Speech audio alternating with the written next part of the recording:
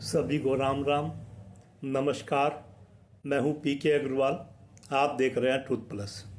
साथियों, अभी हाल में एक रिपोर्ट आपने देखी होगी जिसके अनुसार 100 करोड़ भारतीयों के पास खर्च करने के लिए पैसे नहीं है। अब 100 करोड़ भारतीयों के पास खर्च करने के लिए पैसे नहीं है, इसका मतलब सीधा मतलब हुआ कि भारत में मांग में कमी है। अब ये रिपोर्ट बिल्कुल ऐसी रिपोर्ट है जिसे मैं गोलमाल रिपोर्ट कहूँगा। जैसे आपने सुना होगा, आरोप लगता है, विपक्ष लगाता है कि देश में बेरोजगारी बढ़ गई है, इतने प्रतिशत हो गई है। वो केवल इस तरह की गोलमोल रिपोर्ट बातें करता है। वो ये नहीं बताता किस क्षेत्र में बेरोजगारी है, किस जेंडर के हिसाब से बेरोजगारी है, भाई पुरुष बेरोजगारी है या महिला की बेरोजगारी है या शिक्षित की बेरोजगारी है, प्रोफेशनल की बेरोजगारी है या अनपढ़ की बेरोजगारी है, कुछ नहीं बताता। ऐसे ही ये रिपोर्ट भी कि 100 करोड़ भारतीयों के पास खर्च करने का पैसा नहीं है, कुछ नहीं बताती। अब आप खुद कल्पना करें, कुछ चीज़ें आप अपने स्तर पर वेरीफाई कर सकते हैं। अगर भारत में 100 करोड़ लोगों के पास खर्च करने का पैसा नहीं है, तो अभी हाल में जो 66 करोड़ लोग कुंभ में गए थे, क्या वो बिना खर्च किए गए थे? आप खुद हिसाब सोचें।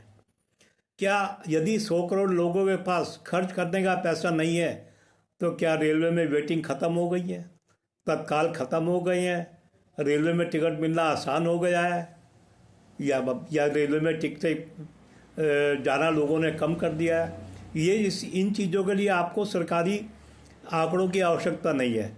ये आप वेबसाइट पर जाकर खुद भी मालूम कर सकते हैं। इसी तरह यदि 100 करोड़ भारतीयों के पास खर्च करने की क्षमता नहीं रही है, तो क्या हवाई जहाज़ में जाना लोगों ने बंद कर दिया है? क्या उनकी वेटिंग ख़त्म हो गई है, टिकट आसानी से मिल रहे हैं या किराए कम हो गए हैं?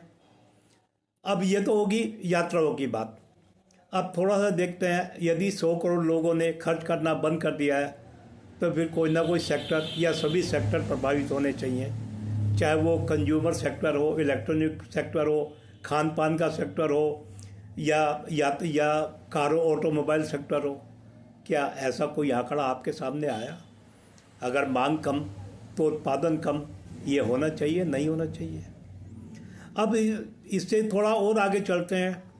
अब यदि देश में उत्पादन कम होगा तो निश्चित रूप से सरकार के जीएसटी में भी कमी आएगी।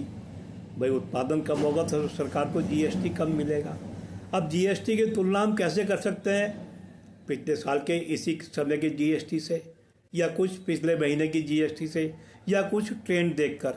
ऐसा तो कहीं नहीं लग रहा सरकार पे जीएसटी कमी आई है। सरकार का जीएसटी लगभग जिस अनुपात में मिलना चाहिए पिछले साल के मुकाबले, पिछले महीने के मुकाबले, पिछले क्वार्टर के मुकाबले, उस जीएसटी में तो कोई फ़र्क नहीं पड़ा है। तो इसलिए ऐसी रिपोर्टें विदेशों से आती रहती हैं। इन रिपोर्टों का एक उद्देश्य है, खासकर मोदी विरोधी विपक्ष को ऊर्जा प्रदान करना भी होता है। तो मैं तो ऐसी रिपोर्टों को खास मैं देता नहीं।